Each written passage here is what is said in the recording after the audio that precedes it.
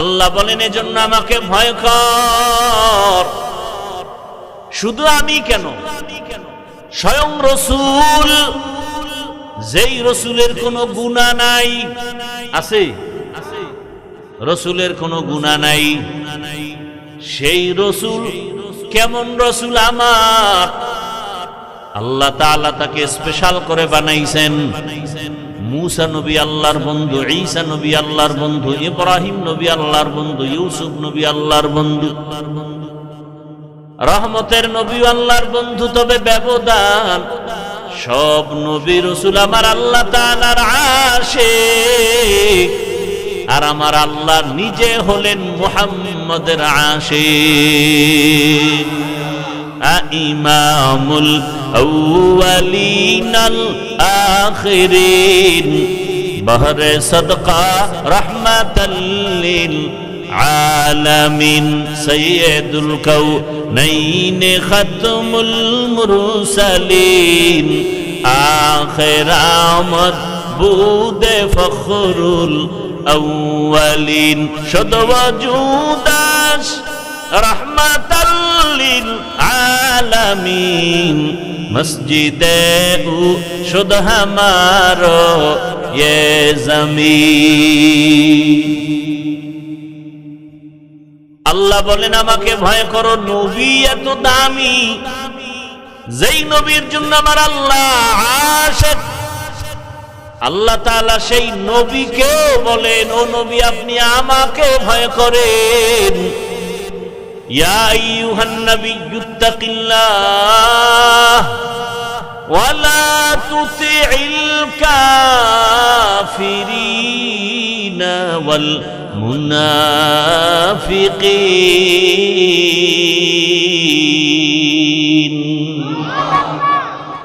আল্লাহ বলেন হে নবী আপনি আমাকে ভয় করেন, কাফের মুনাফিকের অনুসরণ করবেন না।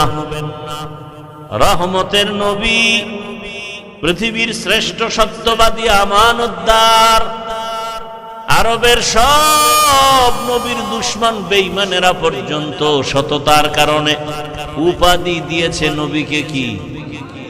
আল আমিন। কাফেরেরা পর্যন্ত নবীকে উপাধি দিয়েছে। দিনে নবীর বিরোধিতা করে কিন্তু ভিতরে ভিতরে বলে মুহাম্মদ একটা আমানতদার মানুষ, জীবনে মিথ্যা বলে না। আল্লাহ বলেন আমাকে ভয় কর, আর জমিনে যারা সত্যবাদীদের বন্ধু হয়ে থাকো, কারণ আতরের ঘেরান নিতে হলে আতরের দোকানে যাও,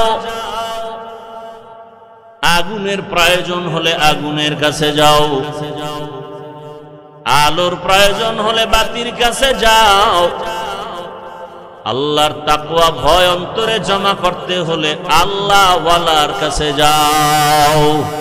সোহবতে সালে তোরা সালেহ কুনাত, সোহবতে তালে তোরা তালে কুনাত, এক জামানা সোহবতে বা আউলিয়া বেহতে রসদ সালাতাত বেরিয়া। আমাদের ছোটবেলা থেকে একটা প্রবাদ আমরা শিখে আসছি, সৎসঙ্গে অসৎসঙ্গে। ভালো ভালো যুবক মোবাইলের সঙ্গ দিয়া চরিত্র নষ্ট, লেখাপড়া নষ্ট, এমনকি জীবনটা পর্যন্ত নষ্ট। কোন দিন জানি ছুরির তলে চলে যায়। এই যারা টাচ মোবাইল চালাও, বুকে হাত দিয়ে বলতে পারবি তোর চরিত্র ভালো? আল্লাহুম্মা সাল্লি আলা মুহাম্মাদিন নবিয়্যিল উম্মি ওয়া আলা আলিহি وعلى آله وسلم تسليما وبعد فأعوذ بالله من الشيطان الرجيم بسم الله الرحمن الرحيم يا أيها الذين آمنوا اتقوا الله وكونوا مع الصادقين وقال رسول الله صلى الله عليه وآله وسلم اتق المحارم تكن أعبد الناس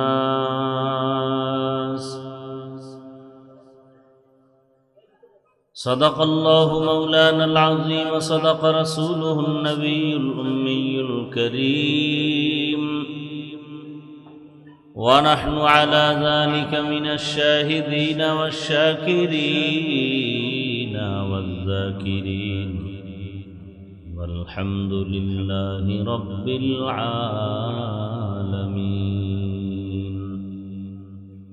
سبحانك لا علم لنا إلا ما علمتنا إنك أنت العليم الحكيم رب اشرح لي صدري ويسر لي أمري واحلل عقدة من لساني يفقه قولي निगाह मुमिन से तो बदल जाती है तकदीर निगाह मुमिन से तो बदल जाती है तकदीर ये बंदा की कुव्वत नहीं कुदरत का इशारा ये बंदा की कुव्वत नहीं कुदरत का इशारा ऐ मर्द खिरद तर्क मासी की ज़रूरत ऐ मर्द खिरद तर्क मासी की ज़रूरत अब सोहबत सालेह की सवा कोई नहीं चारा अब सोहबत सालेह की सवा कोई नहीं चारा मरदूद है पीछे हमें खबर नहीं लेकिन मरदूद है पीछे हमें खबर नहीं लेकिन एक वक्त में हालाक जो अमाल है सारा एक वक्त में हालाक जो अमाल है सारा ला इलाहा इल्लल्लाह ला इलाहा इल्लल्लाह ला इलाहा इल्लल्लाह ला इलाहा इल्लल्लाह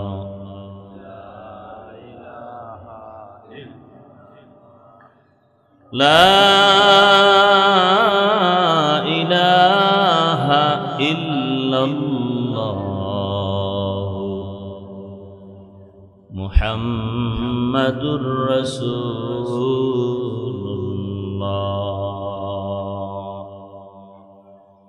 আল মানাহিল পরিষদ কর্তৃক আয়োজিত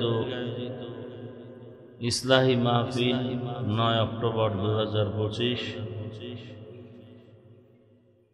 মহতিয়ে মাহফিলে উপস্থিত মোহতারাম সম্মানিত সভাপতি প্রধান অতিথি বিশেষ অতিথিবৃন্দ হযরত উলামায়ে কেরাম অত্র অঞ্চলের বিভিন্ন স্থান থেকে আগত আল্লাহ পাকের আশিকিন জাকিরিন শাকিরিন মুহিব্বিন মুরব্বিয়ান আযম কলিজার টুকরা আমার সমবয়সী যুবক বন্ধুগণ স্নেহের ছোট ভাই পর্দার আড়ালে মা বোনেরা আল্লাহ পাকের দরবারে শুকর যে আল্লাহ আমাদেরকে সুস্থ রেখেছেন আলহামদুলিল্লাহ দরুদ ও সালাম সৈয়দুল মুরসালিন রহমাতুল লিল আলামিন শফিউল মুজনিবিন খাতামুন নবিয়্যিন সৈয়দুস সাকালাইন ইমামুল মুরসালিন হযরত মুহাম্মদুর রাসূলুল্লাহ সাল্লাল্লাহু আলাইহি ওয়া আলিহি ওয়াসাল্লামের উপর সর্বোপরি শুকর যাদের অক্লান্ত পরিশ্রমের মাধ্যমে আজ সুন্দর আয়োজন, সময় পরামর্শ অর্থ দিয়ে দোয়া করে উপস্থিত হয়ে মাইক লাইট প্যান্ডেলের ব্যবস্থাপনার মাধ্যমে সহযোগিতা যারা করেছেন প্রত্যেককেই আল্লাহ পাক এই খিদমতের বরকতে দুনিয়াতে শান্তি, পরকালে চিরমুক্তির ব্যবস্থা করে দিন। উলামায়ে হযরত আলোচনা করেছেন, আপনারা ধৈর্যের সাথে শুনছেন। উলামায়ে কেরামদের আলোচনা কথাগুলো সহি তরিকায় সবাইকে আমল করার তৌফিক দান করেন। উলামায়ে কেরামের ইজ্জতকে আল্লাহ বেশি বেশি বাড়ায় দেন। উলামায়ে কেরামের ইজ্জতকে যারা নষ্ট করার চক্রান্ত আর ষড়যন্ত্র করে আল্লাহ ওদের হেদায়েত দান করেন। আমি আপনাদের দোয়া নেওয়ার পাশাপাশি সংক্ষিপ্ত কিছু আলোচনা রাখার জন্য কোরআনে হাকীমের এক আয়াতে কারীমা, রাসূলের একটি হাদিস পড়েছি। ইখলাস ও রুহানিয়াতের সমন্বয়ে কিছু কথা আমাকে বলার মতো, সহি নিয়তে সহি তরিকায় সহি কিছু কথা শুনবার মতো আমাকে আপনাদের সকলকে আল্লাহ তৌফিক দান করবে। আল্লাহ বলেন, ইয়া আইয়ুহাল্লাযীনা আমানুত্তাকুল্লাহ, ও দুনিয়ার মুমিন নারী পুরুষ, তোমরা আল্লাহকে ভয় করো তথা তাকওয়া অর্জন করো। আকুনু মা'আস সাদিকিন, এবং যারা সত্যবাদী তাদের বন্ধু হয়ে থাকো। নবীজি বলেন, ইত্তাকিল মাহারিম তাকুন আবাদান নাস, আল্লাহর নিষিদ্ধ জিনিস থেকে নিজেকে বিরত রাখো, ফিরে থাকো, তো আল্লাহ পাক তোমার মর্যাদাকে অনেক উঁচু বানায় দেবে।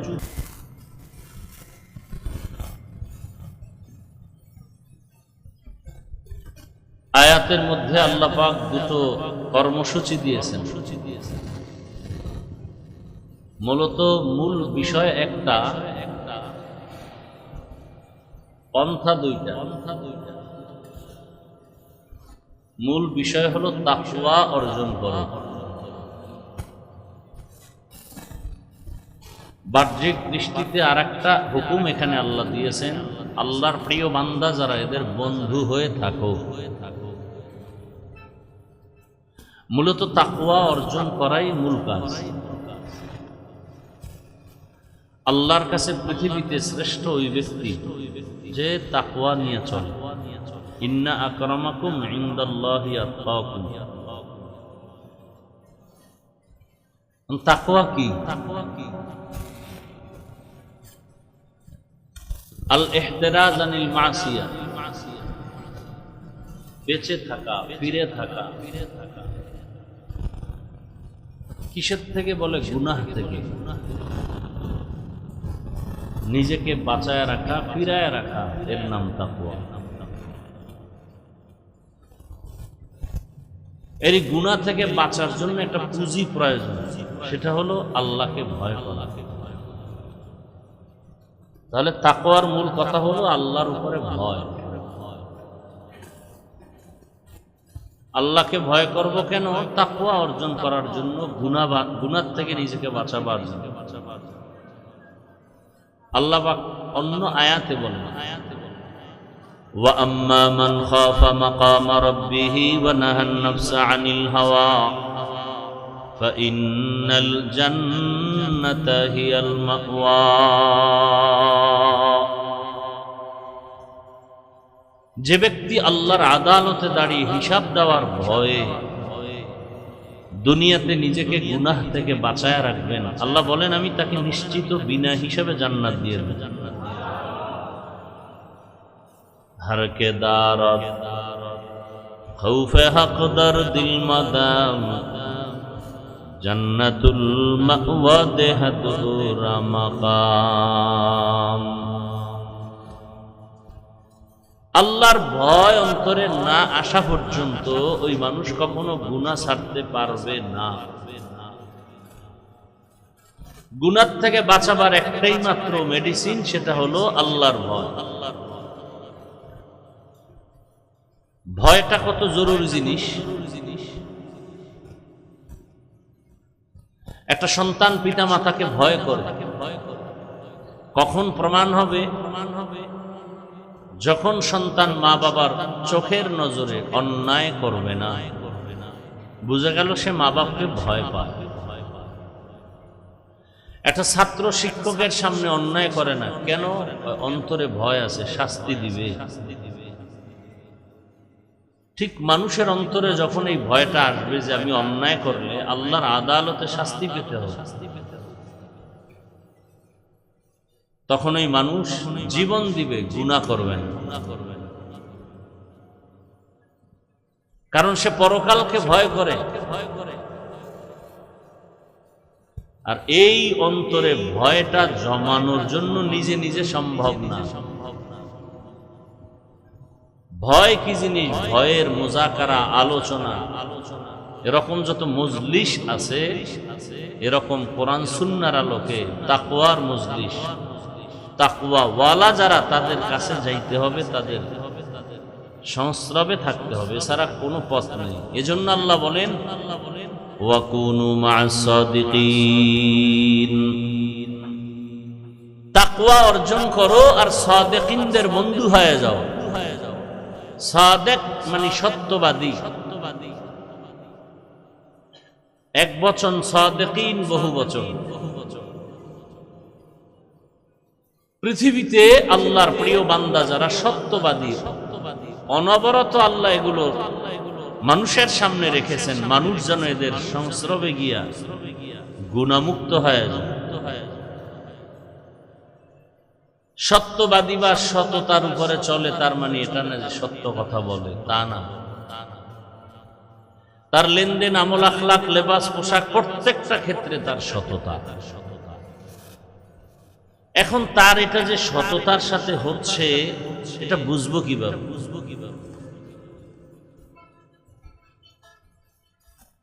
এটা বুঝার জন্য একটা মাপকাঠি দরকার। একটা জিনিস বড় না ছোট, এটা বুঝার জন্য একটা এক্সাম্পল দরকার, একটা উদাহরণ দরকার। আমি বললাম এই টেবিলটা বড়, কত বড়? যে এই টেবিল থেকে এটা বড়, তাহলে এটাকে বুঝাইতে হলে আর একটা টেবিল আমার লাগে। তো আল্লাহর ভয় আমার অন্তরে জমা করার জন্য যে সত্যবাদীর কাছে যাব, সত্যবাদীকে আমি বললাম ওই লোকটা সত্যবাদী না, বললে হবে না, একটা মাপকাঠি লাগবে। আপনি বলবেন আমি সত্যবাদী, মানা যাবে না। আপনি নামাজ পড়েন না, রোজা রাখেন না, আপনি বলতেছেন আপনি মুসলমান, আর আপনার মুসলমানি কতটুকু সঠিক, কতটুকু একুরেট, আরো কত পার্সেন্ট আপনার দরকার, এর একটা মাপকাঠি লাগে। কিয়ামত পর্যন্ত এই জাতির সঠিক মাপকাঠি রহমাতুল লিল আলামিন, তাকে দিয়া মাপ দাও। পৃথিবীর শ্রেষ্ঠ সত্যবাদী রহমাতুল লিল, তার চরিত্র কেমন? তোমার চরিত্র তার সাথে যদি মিলে যায় তা তুমি সত্যবাদী। আর যদি দেখা যায় পৃথিবীর শ্রেষ্ঠ সত্যবাদী রহমতের নবীর সাথে তোমার মিল নাই, সমানও না, তাহলে তুমি সম্পূর্ণ সত্যবাদী না, তুমি ভেজাল। একটা মানুষ পিওর না ভেজাল, এর মাপকাঠি রহমাতুল লিল। তাকে মাপকাঠি বানাবো কেন? কয়েল নিবাই দেন, কয়েল।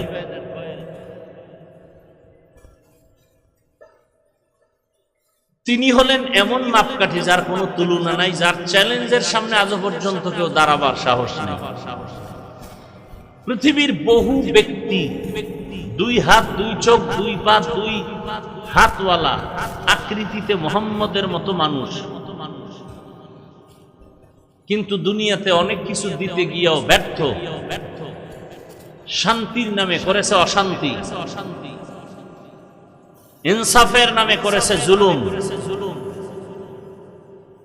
নমরুদ, হামান, কারুন, সাদ্দাত, ফিরাউন, আবু জাহাল, আবু লাহাব, শেষ পর্যন্ত নবীজি জীবনে একটা মিথ্যা কথা বলেন নাই, পৃথিবীর কেউ আজও পর্যন্ত প্রমাণ দিতে পারে নাই। নবীজি জিন্দেগিতে কোনোদিন কাউকে একটা গালি দেন নাই, একটা প্রমাণ কেউ দিতে পারবে না। যদি দিতে পারে আমি নবীর বিরুদ্ধে নেমে যাব রাস্তায়।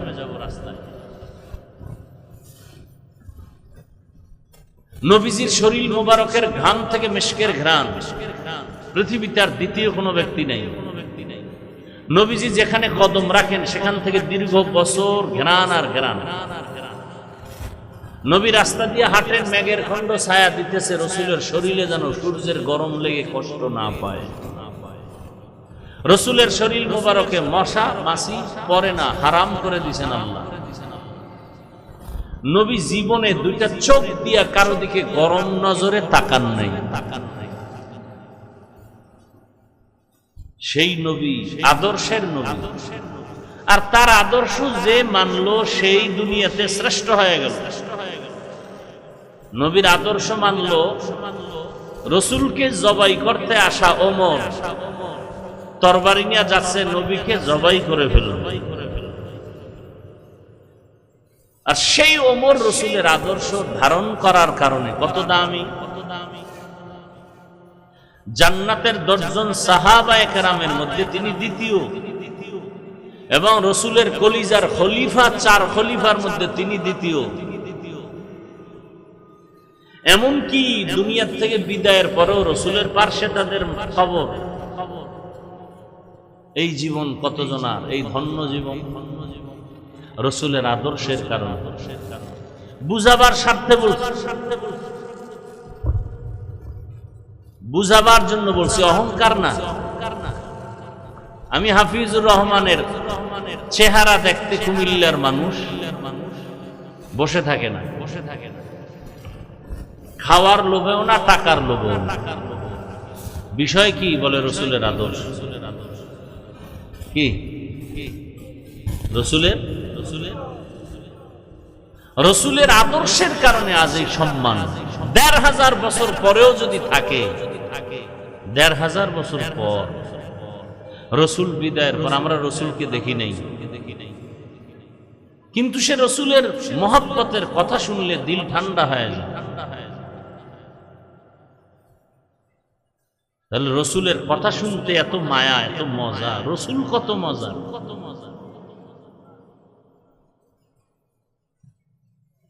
সেই রসুলকে দেখার জন্য গর্তের সাপ অপেক্ষা করে। সেই রসুল হলেন চিরসত্যবাদী, চিরপবিত্র। ওই রসুলের আদর্শ যারা ধারণ করবে তারা সত্যবাদী।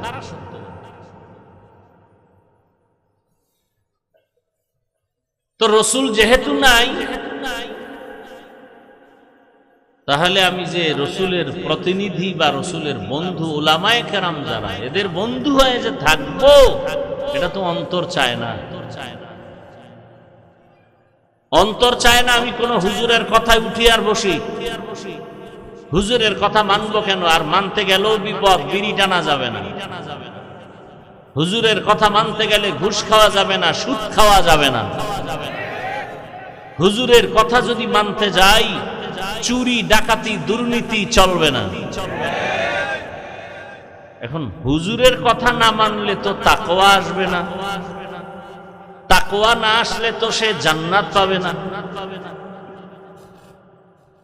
বাধ্য হয়ে হুজুরের কথা মানতেই হবে তাকওয়া অর্জনের জন্য। এজন্য আল্লাহ আগে বলে নাই আমার প্রিয় বন্ধুদের বন্ধু হয়ে থাকো, এটা আগে বলে না। আগে বলছে আমাকে ভয় করো। আল্লাহকে যে ভয় করবে তার দ্বারাই সম্ভব আলেম ওলামাকে মেনে চলা। আর যে আল্লাহর ভয় যাদের অন্তরে নাই, তার দ্বারাই সম্ভব আলেমের বিরোধিতা করা। সহজ কথা। আচ্ছা আমাকে বলেন, রসুল কি আর কিয়ামতের আগে আসবেন আমগো বয়ান দিতে? আবু বকর, ওমর, ওসমান আসবেন, আইম্মায়ে কেরাম আসবেন, ইমাম বুখারী, ইমাম আবু হানিফা আসবেন, বড় বড় আউলিয়া কেরাম, বড় পীর আব্দুল কাদের জিলানী, মুজাদ্দেদ আল ফেসানি, খাজা মাইনুদ্দিন চিশতি আজমিরি আসবেন। তাহলে কিয়ামত পর্যন্ত জান্নাতের পথ যদি আমাদের পেতে হয়, শান্তির পথ পেতে হয়, শান্তির একমাত্র পথ ইসলাম। আর ইসলাম আছে কোথায়? পার্কে। কোথায় আছে? কোরআন হাদিসে। কোরআন হাদিস আছে উলামায়ে কেরামের কাছে। এজন্য রাসূল বলছেন, আল উলামা ওয়ারাসাতুল আম্বিয়া, সব উলামায়ে কেরাম নবীদের ওয়ারিস, টাকা পয়সার ওয়ারিস না, বরং আমি যে ইলমের নূর নিয়ে আসছি সে ইলমের ওয়ারিস। আল্লাহ যে আমাকে কোরআন দান করেছেন, ওই কোরআনের ওয়ারিস হলো উলামায়ে কেরাম। উলামায়ে কেরামের একমাত্র কাজ, আমি রাসূল দুনিয়াতে টাকার পেছনে দৌড়াই নাই। আমাকে আরবের সব মাথাওয়ালা গুরুরা আমাকে প্রধানমন্ত্রী বানাতে চেয়েছে, আমাকে আরবের মন্ত্রী বানাবে, আমাকে আরবের পৃথিবীর শ্রেষ্ঠ সুন্দরী নারী দিবে, আমাকে ডাইরেক্ট প্রস্তাব দিছে, কত কোটি কোটি টাকা চাও। আমি মুহাম্মদ আল্লাহর কাছে যদি বলি উহুদ পাহাড় স্বর্ণ বানাও, তো বানায় দিবে। কোনদিন আমি একা একা আল্লাহকে বলি না আমাকে ধনী বানাও। ওই বেঈমানের প্রস্তাব আমি মানি নাই। কেন? ওদের উদ্দেশ্য একটা, আমরা যে আকাম করব সে আকামের বিরুদ্ধে বলবা না। নবী বলে, তোর ক্ষমতা লাগবে না, নারী লাগবে না, গাড়ি লাগবে না, বাড়ি লাগবে না, যারা শিরিক করবি, গুনাহ করবি, দুর্নীতি করবি, জুলুম করবি, তোদের বিরুদ্ধে কথা আমাকে বলতেই হবে।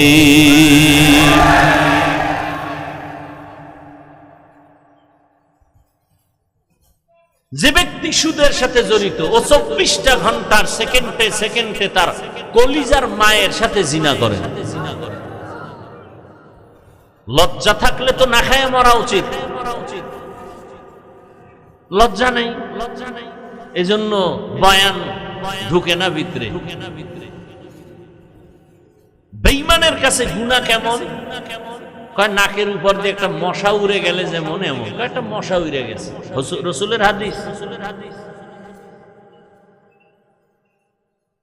আর একজন ইমানদারের কাছে গুনাহ কেমন? বলে বিশাল বড় পাহাড় মাথার উপরে চেপে পড়ছে, সামান্য একটা গুনাহকে তারা এই পরিমাণ ভয় পায়।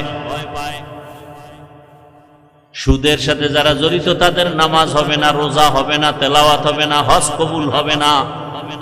সুদের সাথে যারা জড়িত তাদের 24টা ঘন্টার আমল নামায় গুনাহ, গুনাহ, জিনার গুনাহ। আল্লাহ বলেন, এর বেঈমান রেডি থাক, আমি আল্লাহ তোর সাথে যুদ্ধ করার জন্য রেডি। জীবনে যত মোনাজাত ধরবে, একটা মোনাজাত কবুল হবে না, বরং দুনিয়াতে বড় বড় সুদখোরের নাম লেখা তাবিজ বানাইয়া ধান খেতে রাখ। ধান খেতে ওদের ভয়ে পোকা আসবে না। কত বড় নিকৃষ্ট আল্লাহর দুশমনরা। সুদের খাতায় নাম লেখায় যত সেজদা দিবে, একটা সেজদাও আরশে আজিমে কবুল হবে না। এই বয়ান কোন খতিব সাহেব আগামীকাল মসজিদে দিলে কি হইবে? উপায় বলবে, হুজুর 1 মাসের জন্য বাড়িতে ছুটি নেন। ঠিক নেই? কারণ কি? শিয়ালের হাতে মুরগি রাখলে যা হয়, সুদখোরের হাতে মাদ্রাসা মসজিদের চাবি রাখলে তো তাই হবে। বড় কঠিন হালাত।